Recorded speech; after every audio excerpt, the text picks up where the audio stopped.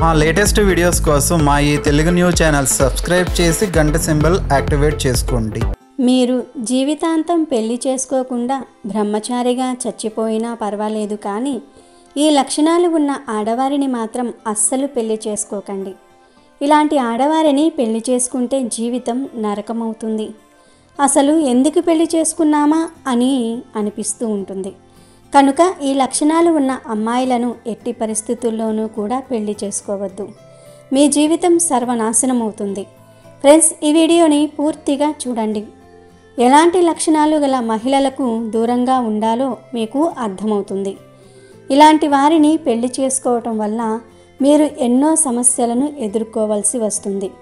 వారికి దూరంగా ఉండటం వల్ల మీ జీవితంలో ఎటువంటి సమస్యలు రాకుండా ఉంటాయి. ఈ వీడియోను స్టార్ట్ చేసే ముందు తప్పకుండా మా ఛానల్ను సబ్స్క్రైబ్ చేసుకోండి. అలాగే పక్కనే ఉన్న బెల్ ఐకాన్ను కూడా యాక్టివేట్ చేసుకోండి. అలాగే ఈ వీడియోకి ఒక లైక్ కొట్టడం మర్చిపోవద్దు.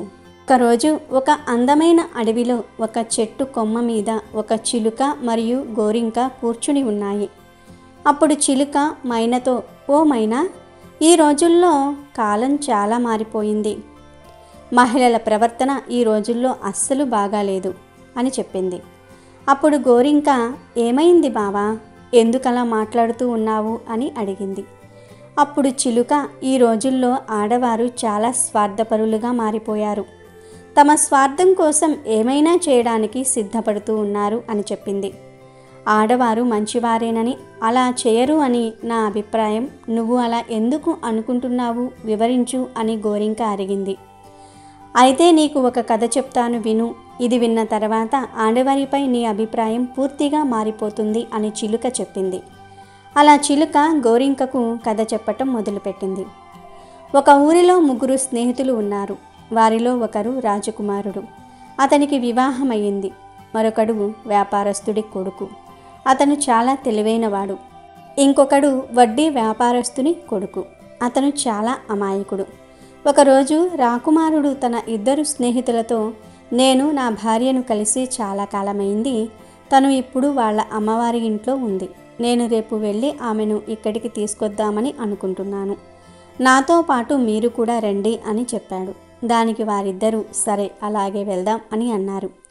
ఆ మరుసటి రోజు వారు 3 కలిసి బయలుదేరారు.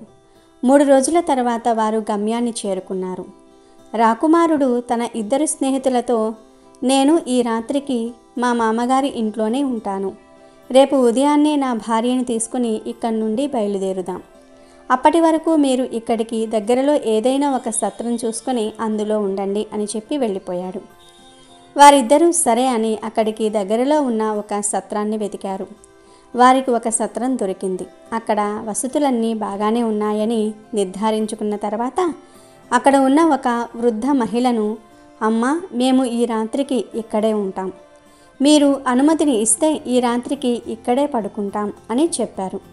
అది విన్న ఆ వృద్ధ మహిళ, ఈ ఊరిలో వేరే ఎక్కడైనా ఉండండి కానీ ఇక్కడ వద్దు. ఈ రాత్రి ఇక్కడ ఉండటం మీ ప్రాణాలకే ప్రమాదం అని చెప్పింది. ఇంతలో వడ్డీ వ్యాపారస్తుని కొడుక్కి ఆ సత్రం లోపల ఒక అందమైన అమ్మాయి కనిపించింది. ఈ రాత్రికి ఎలాగైనా ఆమెతో గడపాలని ఆలోచిస్తున్నాడు. అలా ఆలోచిస్తూ ఈ మహిళ చెప్పే విషయాలను వినిపించుకోలేదు. నీకు ఇక్కడ నచ్చకపోతే నువ్వు వేరే ఎక్కడైనా ఉండొచ్చు, కానీ నేను మాత్రం ఇక్కడే ఉంటాను అని తన స్నేహితుడితో చెప్పి లోపలికి వెళ్ళిపోయాడు. కానీ ఆ వ్యాపారస్తుని కొడుకు మాత్రం బయటే ఆగిపోతాడు. కాసేపటి తర్వాత చీకటి పడుతుంది. ఆ వ్యాపారస్తుని కొడుకు మళ్ళీ ఆ వృద్ధ మహిళ దగ్గరకు వచ్చి, అమ్మా, మీరు ఇందాక ఇక్కడ ఉండటం ప్రమాదకరమని చెప్పారు. ఎందుకలా అన్నారో వివరంగా చెప్పండి అని అడిగాడు. అప్పుడు ఆమె, ఇందాక ఇక్కడ మీకు ఒక అందమైన అమ్మాయి కనిపించింది కదా, ఆమె ఒక వేశ్య. అంతేకాదు, ఆమె ఒక రూపాన్ని మార్చుకునే స్వభావం గల పాము. ఆమె మొదట ఇక్కడికి వచ్చిన మగవారిని ఆకర్షించి వారితో శృంగారం చేస్తుంది. తర్వాత అర్ధరాత్రి ఆమె ఒక పాముగా మారి అతన్ని కాటువేసి చంపేస్తుంది. ఇలా ఇప్పటికే 10 మంది పురుషులు చనిపోయారు అని చెప్పింది. అది విన్న ఆ వ్యాపారి కొడుక్కి చాలా భయమేసింది. మరి ఇప్పుడు ఆమెతో నా స్నేహితుడు ఉన్నాడు కదా, అతని ప్రాణాలు కాపాడడానికి ఏదైనా మార్గం చెప్పండి అని ఆ మహిళను అడిగాడు. నేను నీకు ఒక కత్తిని ఇస్తాను. వారి శృంగారం పూర్తయిన తర్వాత ఆమె పాముగా మారి అతన్ని కాటు వేసేటప్పుడు మాత్రమే నువ్వు ఆమెను చంపగలవు. నీ స్నేహితుడిని కాపాడుకోవాలంటే ఇది ఒక్కటే మార్గం అని చెప్పి అతనికి ఒక కత్తిని ఇచ్చింది వృద్ధ మహిళ. ఆ కత్తిని తీసుకొని అతను రహస్యంగా లోపలికి వెళ్ళి వారిద్దరూ పడుకుని ఉన్న మంచం పక్కన వారికి తెలియకుండా దాక్కున్నాడు. వారిద్దరూ శృంగారంలో పాల్గొన్న తర్వాత అతని స్నేహితుడు అలసిపోయి నిద్రపోయాడు. ఆ తర్వాత ఆ అమ్మాయి తన రూపాన్ని మార్చుకుని అతన్ని కాటు వేయడానికి సిద్ధపడింది. వెంటనే ఆ వ్యాపారస్తుని కొడుకు తన చేతిలో ఉన్న కత్తితో ఆ పాము తల నరికి చంపేశాడు. వెంటనే ఆ పాము శరీరాన్ని అదే మంచం కింద దాచిపెట్టి అతను బయటికి వచ్చేశాడు. అలా బయటికి వచ్చిన అతనికి ఒక అందమైన మహిళ అడవిలోనికి పరిగెత్తుకుంటూ వెళ్ళటం కనబడింది. ఈ మహిళ ఎవరు? ఈమె చాలా అందంగా ఉంది. ఇంత రాత్రివేళ ఈమె అడవిలోనికి ఎందుకు పరిగెడుతుంది? ఈమెను వెంబడిస్తే ఇక్కడ ఏం జరుగుతుందో తెలుస్తుంది అని ఆలోచిస్తూ ఆ వ్యాపారస్తుని కొడుకు ఆమె వెనకాలే పరిగెత్తాడు. చాలా దూరం వెళ్ళిన తర్వాత ఒక సన్యాసి ఆశ్రమం వచ్చింది. ఆ మహిళ ఆశ్రమంలోనికి వెళ్ళింది. ఇదంతా గమనిస్తున్న వ్యాపారి కొడుకు అక్కడికి దగ్గరలో ఒక చోట దాక్కున్నాడు. ఆ మహిళ అక్కడ ఉన్న సన్యాసి దగ్గరకు వెళ్ళి, ఇది నేను నిన్ను ఆఖరిసారి కలవటం. ఇక నేను నిన్ను కలిసే అవకాశం మళ్ళీ రాకపోవచ్చు. ఈరోజు మా ఇంటికి నా భర్త వచ్చాడు. రేపు ఉదయం నన్ను తీసుకొని అతను ఇంటికి వెళ్తాడు. ఇక రేపటి నుండి నేను అక్కడే ఉంటాను అని చెప్పింది. అప్పుడు ఆ సన్యాసి, ఇన్నాళ్లుగా ప్రతిరోజు నాతో కలుస్తున్నావు, రోజు నన్ను వదిలిపోనని చెప్తూ ఇప్పుడు నీ భర్త వచ్చాడని అతనితోనే వెళ్ళిపోతున్నానని చెప్తున్నావా? నువ్వు నన్ను మోసం చేశావు అని అంటూ ఆ సన్యాసి ఆగ్రహంతో ఆ మహిళ ముక్కును కోశాడు. వెంటనే ఆ మహిళ నొప్పితో పెద్దగా అరుస్తూ ఏడుస్తూ అక్కడి నుండి పరిగెత్తింది. ఇదంతా చూసిన వ్యాపారస్తుని కొడుకు వెంటనే కోపం వచ్చింది. ఆ మహిళ అక్కడి నుండి వెళ్ళిపోయిన తర్వాత అతను ఆ సన్యాసి దగ్గరకు వెళ్ళి కోపంతో అతన్ని చేతిలో ఉన్న కత్తితో ఆ సన్యాసి తలను నరికి చంపేశాడు. తర్వాత ఆ మహిళ అక్కడి నుండి ఇంటికి వెళ్ళి రాజమందిరంలో కూర్చుని ఏడుస్తూ, తెల్లవారితే అందరికీ నా మొహం ఎలా చూపించాలి, ఏమైంది అని అడిగితే వారికి నేను ఏం సమాధానం చెప్పాలి అని ఆలోచిస్తూ నా భర్త నా ముక్కును కోశాడని చెప్తాను అని నిర్ణయించుకుంది. తెల్లవారగానే పెద్దగా ఏడుస్తూ నా భర్త నా ముక్కును కోసేశాడు అని గట్టిగా అరిచింది. వెంటనే ఆ ఇంట్లో వారందరూ కూడా వచ్చి ఆమెను చూసి ఆమె భర్త అయిన రాకుమారుని తీసుకుని వెళ్ళి రాజు ముందు నిలబెట్టారు. విషయం తెలుసుకున్న రాజు అతన్ని జైల్లో వేయమని సైనికులను ఆజ్ఞాపించాడు. మరోవైపు ఆ సన్యాసిని చంపిన తర్వాత ఆ వ్యాపారి కొడుకు అక్కడికి దగ్గరలో ఉన్న అమ్మవారి గుడిలో కూర్చొని అసలు ఈ లోకంలో ఏం జరుగుతుందో అర్థం కావట్లేదు అని బాధపడుతూ ఉన్నాడు. ఇంతలో అక్కడికి కొంతమంది దొంగలు వచ్చారు. వారు అమ్మవారికి నమస్కరిస్తూ, అమ్మా, మమ్మల్ని ఆశీర్వదించు, మేము ఈరోజు ఒక పెద్ద దొంగతనం చేయబోతూ ఉన్నాం. ఎవరికీ దొరకకుండా విజయవంతంగా మేము ఆ దొంగతనం చేయగలిగితే రాజుగారి కూతురిని తీసుకొని వచ్చి నీకు బలిస్తాము అని మొక్కి అక్కడి నుండి వెళ్ళిపోయారు. అక్కడే ఉండి ఇదంతా విన్న వ్యాపారస్తుని కొడుకు, ఓరి దేవుడా, ఇక్కడ మరొక హత్య జరగబోతుందా, దీన్ని ఎలాగైనా ఆపి తీరాలి అని అనుకుంటూ అక్కడే తిరుగుతూ ఏం చెయ్యాలా అని ఆలోచిస్తూ ఉంటాడు. మళ్ళీ సాయంత్రం అయ్యింది. చీకటి పడిన తర్వాత ఆ వ్యాపారస్తుని కొడుకు అమ్మవారి విగ్రహం దగ్గర ఎవరికీ కనబడకుండా దాక్కుని తన చేతిలో కత్తి పట్టుకుని ఉంటాడు. కాసేపటికి దొంగలు వారితో ఆ రాకుమార్తెను తీసుకుని వస్తారు. కాసేపటి తర్వాత ఒకరు ఆ రాకుమారిని తీసుకుని అమ్మవారికి బలిగా సమర్పించడానికి లోపలికి తీసుకొస్తారు. అక్కడే దాక్కుని ఉన్న వ్యాపారస్తుని కొడుకు అతన్ని చంపి అతని శరీరాన్ని దాచిపెడతాడు. అతను సరిగ్గా ప్రసాదాన్ని సమర్పించాడా లేదా చూద్దామని ఆ దొంగలు ఒకరి తర్వాత ఒకరు లోపలికి వస్తూ ఉంటారు. ఒకరి తర్వాత ఒకరిని లోపలికి రాగానే ఆ వ్యాపారస్తుని కొడుకు చంపేస్తాడు. అలా ఆ దొంగలందరినీ చంపేసి ఆ రాజకుమార్తెను తీసుకొని అక్కడి నుండి బయలుదేరుతాడు. ఆమెను క్షేమంగా ఆమె ఇంటి దగ్గర వదిలిపెట్టడానికి వెళ్తూ ఉండగా దారిలో ఆమె, నీ వీరత్వం నాకు బాగా నచ్చింది, దయచేసి నన్ను పెళ్లి చేసుకుంటావా అని అడిగింది. నేను కేవలం నిన్ను రక్షించడానికి మాత్రమే ఇదంతా చేశాను, నిన్ను పెళ్లి చేసుకోవటం నా ఉద్దేశం కాదు అని ఆ యువకుడు చెప్తాడు. దీంతో ఆగ్రహించిన ఆ కుమార్తె ఆ రాజభవనంలోని సైన్యాన్ని పిలిచి, ఇతను నన్ను అపహరించాలని నాపై అఘాయిత్యం చేయాలని చూశాడు. వెంటనే ఇతన్ని బంధించండి అని ఆదేశించింది. సైన్యం అతన్ని తీసుకుని వెళ్ళి జైల్లో పడేశారు. అక్కడే తన మిగిలిన 2 స్నేహితులు ఉండటం చూసి ఆ వ్యాపారస్తుని కొడుకు ఆశ్చర్యపోయాడు. ఆ మరుసటి రోజు సైనికులు ఆ 3 స్నేహితులను మహారాజు గారి వద్ద ప్రవేశపెట్టారు. మహారాజు మొదట వడ్డీ వ్యాపారస్తుని కొడుకును నువ్వు ఆ వేశ్యను ఎందుకు చంపావు అని అడిగాడు. అసలు ఆమెను ఎవరు చంపారో అతనికి తెలియదు. దాంతో అతనికి ఏం చెప్పాలో అర్థం కాలేదు.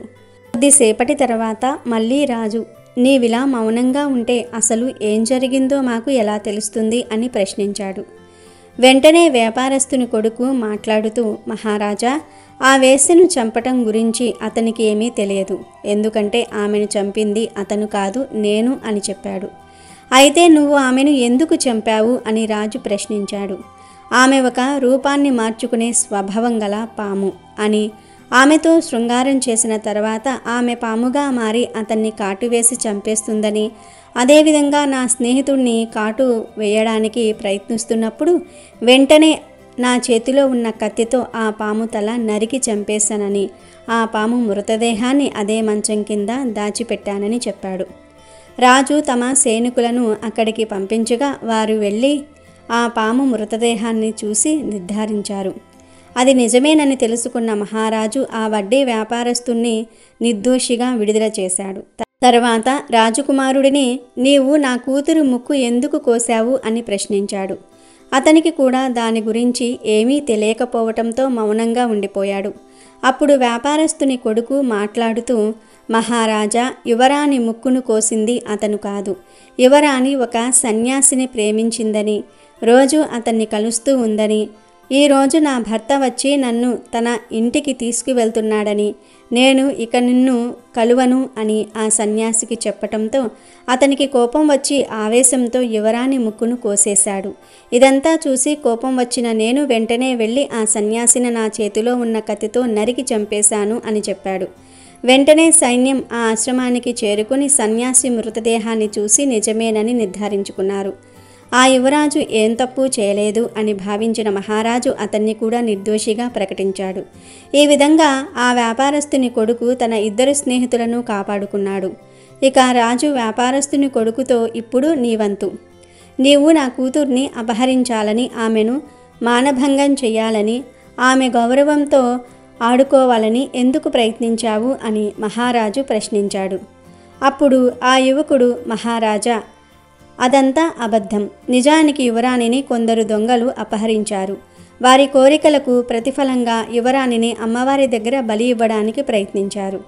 ఇదంతా తెలిసిన నేను అదే గుడిలో దాక్కుని ఉండి వారందరినీ ఒకరి తర్వాత ఒకరిని నా చేతిలో ఉన్న కత్తితో నరికి చంపేశాను. అలా కాపాడిన యువరాణిని క్షేమంగా ఇంటికి తీసుకుని వస్తున్నప్పుడు యువరాణి నన్ను పెళ్లి చేసుకోమని అడిగింది. నేను నిన్ను పెళ్లి చేసుకోవాలనే ఉద్దేశంతో రక్షించలేదని ఆమె అభిప్రాయాన్ని నిరాకరించాను. దీంతో ఆగ్రహించిన యువరాణి నాపై నింద మోపి నన్ను జైల్లో పడవేసింది అని చెప్పాడు. వెంటనే సైన్యం ఆ గుడికి వెళ్ళి అక్కడ పడి ఉన్న దొంగల శవాలను చూసి అతను చెప్పింది నిజమేనని నిర్ధారించారు.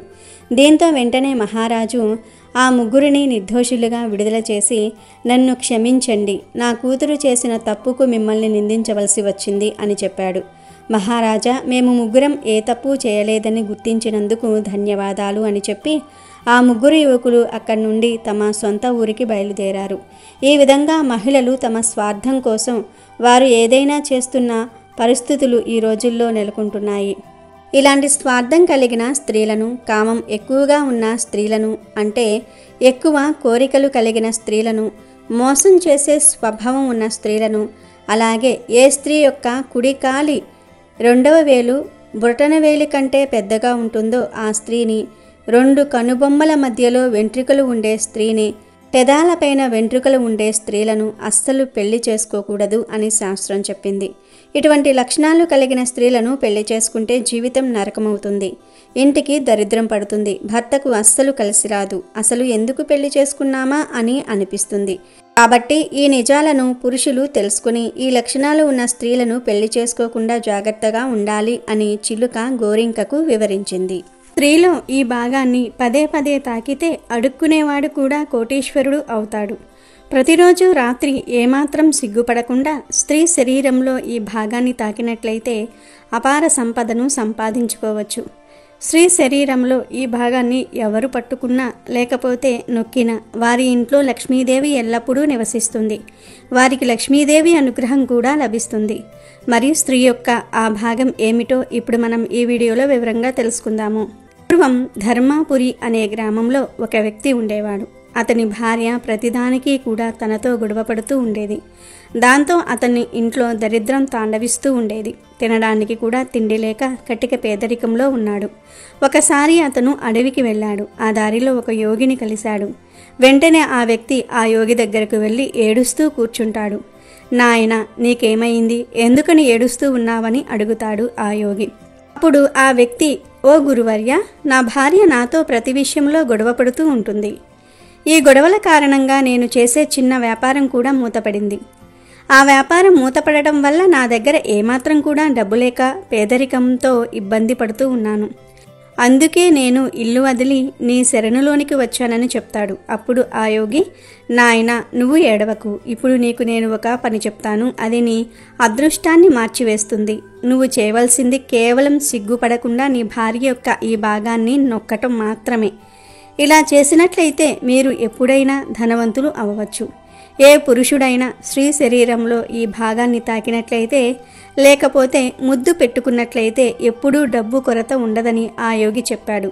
నాయన, ఒక చిన్న కథ ద్వారా స్త్రీ శరీరంలో ఏ భాగాన్ని ముట్టుకున్నట్లయితే మనకు మంచి జరుగుతుందో చెప్పబోతున్నాను అని ఆ యోగి కథ చెప్పడం ప్రారంభించాడు.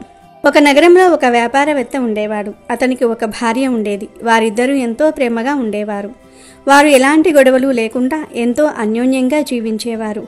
అందుకే అతని ఇంట్లో ఎప్పుడూ కూడా లక్ష్మీదేవి నివసిస్తూ తన ఆశీర్వాదాలు ఇస్తూ ఉండేది.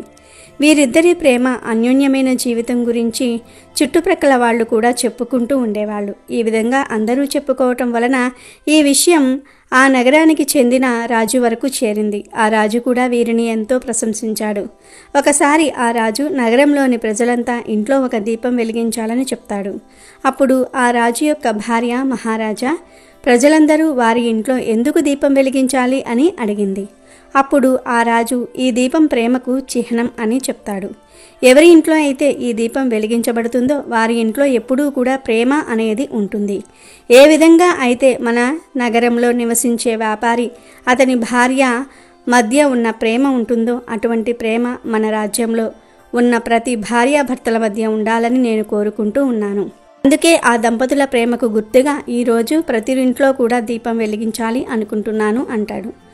మహారాజు ఆజ్ఞ మేరకు నగరంలోని ప్రజలందరూ కూడా తమ ఇంట్లో దీపాలు వెలిగిస్తారు.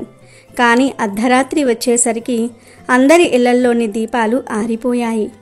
కానీ ఆ వ్యాపారి ఇంట్లో మాత్రం దీపం వెలుగుతూనే ఉంటుంది. ఎందుకంటే దీపం అనేది ప్రేమకు చిహ్నం కాబట్టి. వ్యాపారి భార్య ఎప్పుడూ కూడా దీపం వెలిగించే ఉంచేది. అయితే ఒకరోజు ఏం జరిగిందంటే, మహారాజు మరియు మహారాణి మేడపై నుండి వారి నగరంలో జరిగే దృశ్యాలను చూస్తూ ఉన్నారు. రాజు మరియు రాణి చూసే సమయానికి వారి రాజ్యంలో మొత్తం చీకటి అలుముకుని ఉంది. కానీ వ్యాపారి ఇంట్లో మాత్రం దీపం వెలుగుతూ ఉంది. అప్పుడు మహారాజు మహారాణితో, చూడు మహారాణి, వ్యాపారి మరియు అతని భార్య మధ్య ప్రేమ ఎంత స్థిరంగా వెలుగుతూ ఉందో మిగతా అందరి ఇంట్లో కూడా దీపం ఆగిపోయింది. దీన్ని బట్టి ఆ వ్యాపారి అతని భార్య మధ్య ఉన్న ప్రేమ ఎంత గొప్పదో అర్థమవుతుంది కదా అని అంటాడు. అప్పుడు మహారాణి, మహారాజా, వ్యాపారి మరియు అతని భార్య మధ్య ప్రేమకు కారణం వ్యాపారి భార్య అయి ఉంటుంది. అందుకే ఆ వ్యక్తి ఇంట్లో ఎటువంటి పేదరికం లేకుండా వారి మధ్య ప్రేమ నెలకొని ఉందని అంటుంది. లేదు మహారాణి, ఖచ్చితంగా ఆ ఇంట్లో వ్యాపారి తెలివైన వాడై ఉంటాడు. అందుకే వారి మధ్య ప్రేమ నెలకొని ఉందని అన్నాడు రాజు. కానీ రాణి మాత్రం వ్యాపారి భార్యనే తెలివైందని చెప్తూ ఉంటుంది. ఇలా ఇద్దరూ కాసేపు వాదించుకుంటారు. కొంత సమయానికి మహారాజు, మహారాణి, మనం ఇద్దరం ఇప్పుడు వాదించుకోవాల్సిన అవసరం లేదు. మనం ఆ ఇద్దరిని ఎందుకు పరీక్షించకూడదు? ఆ పరీక్షలో ఎవరైతే ఉత్తీర్ణత సాధిస్తారో వారు తెలివైన వారు మరియు స్వచ్ఛమైన మనసున్న వారిని తెలుస్తుంది అన్నాడు. మహారాణి కూడా అందుకు అంగీకరించి వారిని పరీక్షించడానికి సిద్ధమవుతారు. ఆ తర్వాత మహారాజు ఒక దాసిని పిలిపించి, నేను నిన్ను ఏవైతే ప్రశ్నలు అడుగుతానో నువ్వు వెంటనే ఆ వ్యాపారి దగ్గరికి వెళ్ళు, అతన్ని అడగమని చెప్తాడు. ఆ సేవకురాలు కూడా సరే అని వ్యాపారి దగ్గరికి వెళ్తుంది. ఆ సమయంలో వ్యాపారి భార్య కొన్ని వస్తువులు కొనడానికి బయటికి వెళ్ళింది. వ్యాపారి ఒక్కడే ఉన్నాడు. అక్కడికి చేరుకున్న రాజు యొక్క సేవకుడు, ఓ వ్యాపారి, నేను రాజ్య భవనం నుంచి వచ్చాను, మహారాజు నన్ను పంపించాడు అని అన్నాడు. అప్పుడు ఆ వ్యాపారి, మీరు వచ్చిన విషయం ఏమిటి అని అడిగాడు. అప్పుడు ఆ సేవకురాలు, మీరు గనుక మీ భార్యను వదిలిపెడితే మహారాజు మీకు ఎంతో విలువైన వజ్రాలను ఆభరణాలను ఇస్తానని చెప్పాడు. దానికి మీరు ఏమంటారని అడిగింది. ఆ వ్యాపారి అందుకు అంగీకరించలేదు. దాంతో ఆ దాసి తిరిగి వెళ్ళిపోయి రాజుకు జరిగిందంతా కూడా చెప్పింది. అప్పుడు మహారాణి మళ్ళీ ఆ సేవకురాలని పిలిచి ఆమెకు కొన్ని విషయాలు చెప్పి, ఆ విషయాలను నువ్వు వ్యాపారి భార్యకు చెప్పు అని ఆ దాసిని వ్యాపారి భార్య దగ్గరకు పంపిస్తుంది. ఆ సేవకురాలు వ్యాపారి భార్య దగ్గరకు వెళ్తుంది. ఆ సమయంలో వ్యాపారి ఇంట్లో లేడు.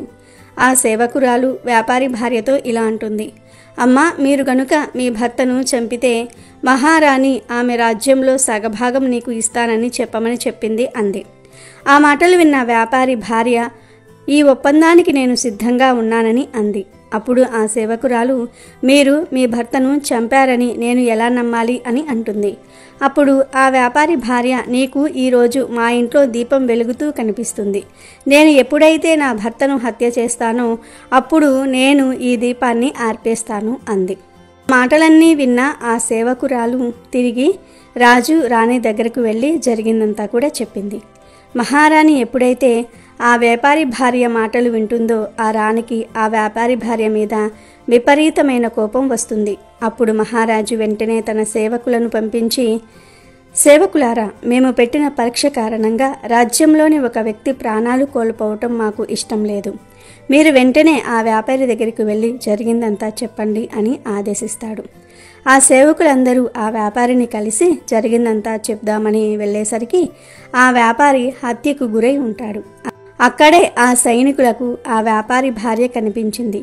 కొంత సమయానికి ఆ సైనికులు వ్యాపారి భార్యను తీసుకుని రాజభవనానికి వచ్చారు. అప్పుడు మహారాజు ఆ వ్యాపారి భార్యతో ఇలా అంటాడు, నువ్వు ఒక దురాశ పరురాలివి. నీకు డబ్బంటే ఇంత ఇష్టమా? కేవలం డబ్బు కోసం నీ భర్తను కూడా చంపేశావు. ఎందుకలా చేశావు అని అడిగాడు. అప్పుడు ఆమె ఇలా చెప్తుంది, మహారాజా, నేను ఎప్పుడో నా భర్తను చంపేయాల్సింది, కానీ నేను ఒక అవకాశం కోసం ఎదురు చూస్తూ ఉన్నాను. నా భర్త నాతో చాలా దారుణంగా ప్రవర్తించేవాడని చెప్పింది. అప్పుడు రాజు, నీ భర్త అంత దారుణమైన పని ఏం చేశాడు చెప్పు అన్నాడు. ఆ వ్యాపారి భార్య, నా భర్త ఎప్పుడూ నా ముక్కుపై తన వేలితో గట్టిగా నొక్కేవాడు. ఇదే కాకుండా నా భర్త ఇంకొక పని కూడా చేసేవాడు. అదేమిటంటే నా భర్త ఎప్పుడూ నాలుకతో నా చెవి వెనుక భాగాన్ని తాకుతూ ఉండేవాడు అని చెప్పింది. వెంటనే రాజు, అమ్మా, మీరు నిరుపేదలుగా ఉన్నప్పుడు నీ భర్త ఈ విధంగా చేసేవాడా అని అడిగాడు. అప్పుడు వ్యాపారి భార్య, లేదు, ఇలా చేసేవాడు కాదు అని చెప్తుంది. అయితే నాకు ఇప్పుడు అర్థమైంది నీ భర్త ఇలా ఎందుకు చేసేవాడో అన్నాడు రాజు. ఇక్కడితో కథ ముగిసిపోయింది అని చెప్పాడు ఆ యోగి. ఇలా చెప్పిన తర్వాత, నాయన, ఇప్పుడు నీకు అర్థమైందా? స్త్రీ శరీరంలో ఏ భాగాన్ని తాగితే అష్టైశ్వర్యాలు సిద్ధిస్తాయో అని అడిగాడు. అప్పుడు ఆ వ్యక్తి, గురువుగారు, నాకు ఇప్పటికీ కూడా ఏమీ అర్థం కాలేదు అన్నాడు. అయితే ఇప్పుడు నీకు నేను వివరంగా చెప్తాను, శ్రద్ధగా విను అని ఇలా చెప్తాడు. మొదటిగా ఆ వ్యాపారి అతని భార్యతో చేసింది ఏమిటి అంటే, తన వేళ్లతో తన భార్య యొక్క ముక్కు నొక్కటం. ఎవరి ఇంట్లో అయితే పేదరికంతో బాధపడుతూ ఉన్నారో వారు తమ వేళ్లతోటి వారి భార్య యొక్క ముక్కు నొక్కాలి. ఎందుకంటే స్త్రీ యొక్క పైభాగం చాలా శుభకరంగా భావిస్తారు. కాబట్టి ఎవరైతే ఈ పని చేస్తారో వారు ధనవంతులుగా మారిపోతారు, లక్ష్మీదేవి అనుగ్రహం పొందుతారు. చూడు నాయనా, ఆ వ్యాపారి చేసిన రెండో పని ఏమిటి అంటే, ఆ వ్యాపారి తన నాలుకతోటి తన భార్య యొక్క చెవి భాగాన్ని తాకటం. ఇలా చేయటం వల్ల మీ అదృష్ట తలుపులు తెరుచుకుంటాయి. ఎందుకంటే స్త్రీ యొక్క చెవి వెనుక భాగంలో లక్ష్మీదేవి నివసిస్తుందని నమ్ముతూ ఉంటారు. అందుకే ఈ విధంగా చేయటం వల్ల లక్ష్మీదేవి కృపను పొందగలుగుతారు మరియు అపార ధనాన్ని సంపాదించుకోగలుగుతారని ఆ యోగి ఆ వ్యక్తికి చెప్పాడు. ఆ వ్యక్తి ఆ యోగికి ధన్యవాదాలు చెప్పి అక్కడి నుంచి తిరిగి వెళ్ళిపోయాడు. యోగి చెప్పినట్టుగా చేసి కొద్ది రోజులకు ధనాన్ని ఆకర్షిస్తాడు ఆ వ్యక్తి. అందరూ గుర్తుంచుకోవాల్సిన విషయం ఏమిటి అంటే శ్రీ లక్ష్మీదేవి యొక్క ప్రతిరూపం. ఎలా అయితే ఈ వ్యక్తి ధనవంతుడిగా మారాడో మీరు కూడా అలా చేసి ధనాన్ని ఆకర్షించండి. మీరు కూడా ఈ విషయాన్ని ఫాలో అయి లక్ష్మీదేవి అనుగ్రహాన్ని పొందండి. కాకపోతే మీరు మీ భార్యతో ఈ విషయం గురించి ముందుగానే మొత్తం చెప్పండి, ఆ తర్వాతనే ఆచరించండి. అమెజాన్లో బెస్ట్ డిస్కౌంట్స్ కోసం వీడియో డిస్క్రిప్షన్లో లింకు ఉంది, చూడండి. అలాగే మా టెలిగ్రామ్ ఛానల్ సబ్స్క్రైబ్ చేసుకోండి.